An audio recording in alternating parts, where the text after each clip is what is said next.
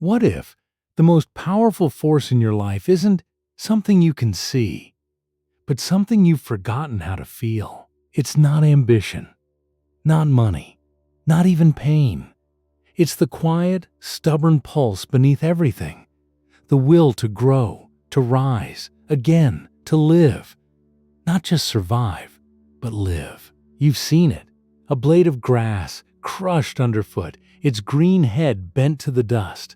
And yet, the next day, it's there again. Not angry, not broken, just growing. You've walked that path too. You've been stepped on. Not once, not twice, but still, you rise.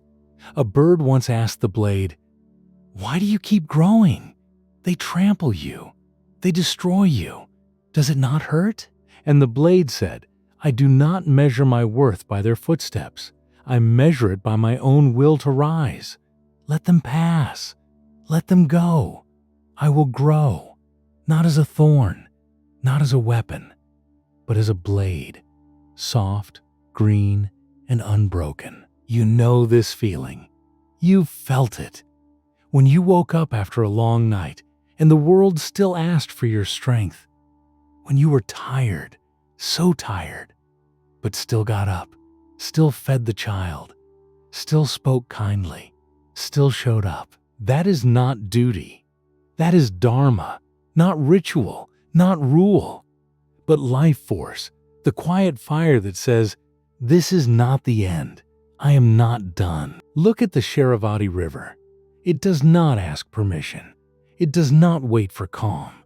It leaps from the cliff, spins around stones, crushes obstacles, and flows. Not in spite of the chaos, but because of it. A river of movement. A river of music. A river that does not stop. And so must you. You were not born to be still.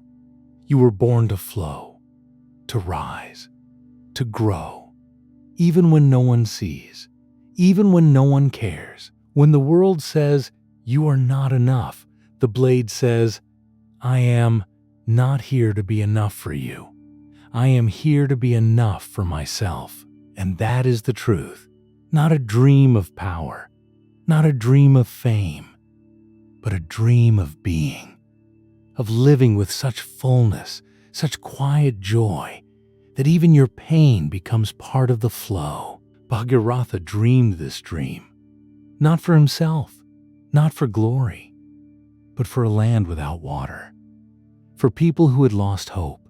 He saw a river in the sky, a river of snow and light, and he said, "It must come here." He cut the mountains, he cleared the hills, he walked through fire and stone.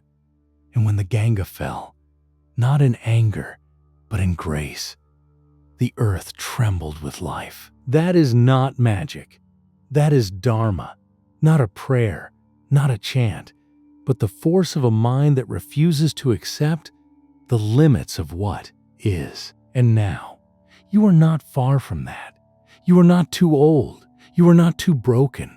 You are not too tired. You are only forgetting that joy is not a reward. It is a choice, a daily return to the green. Vinoba Bhave walked for 7 years, not for fame, not for comfort, but to give land to those who had none, to say, "This world is not for the few, it is for all." He walked through dust and rain, through hunger and heat, and still his eyes were bright, his voice steady, his heart unbroken. He did not do it because he had to. He did it because he could, because he wanted. And that is the secret. Not how much you do, but how much you feel while doing it. The mother who stays awake all night, not because she has to, but because she wants to see her child sleep. The woman who cooks, not for praise, but because she wants to see the smile on her husband's face. The worker who shows up, not because of the paycheck, but because the work matters. They are not heroes. They are not saints. They are simply people who remember to live is to give life. And so, when the world asks, Why do you keep going? You will not answer with pain. You will answer with green. You will say, I am not here to be crushed. I am here to grow, even if I am stepped on, even if I am forgotten, even if no one sees. I will rise, not to prove anything, but because I am alive. And that is the truth. Not a philosophy, not a belief, but a fact. The grass does not die. It only waits.